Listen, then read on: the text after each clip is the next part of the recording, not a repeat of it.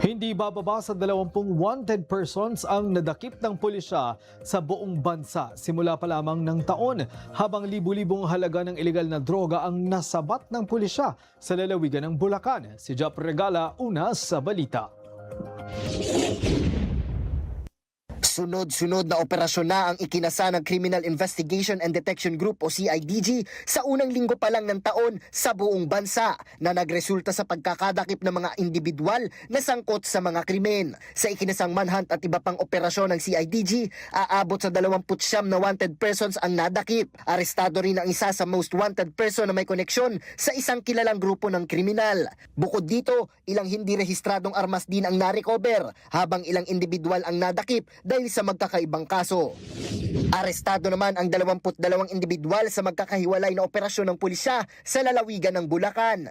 Sa ikinasang bypass operations ng Bulacan Police sa mga bayan ng Doña Remedios Trinidad, Hagonoy, San Miguel, Bulacan, Plaridel, Marilao, Baliwag, Pulilan, Santa Maria, Malolos at Giginto, nadakip ang 22 individual at nasamsam sa kanila ang 65 sachet ng hinihinalang shabu na aabot sa higit 317,000 piso ang halaga.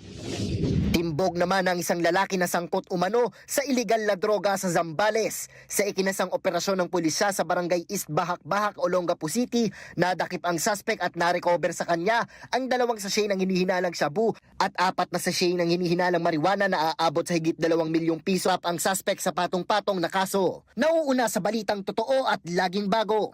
Jap Regala, alauna sa balita, Congress TV.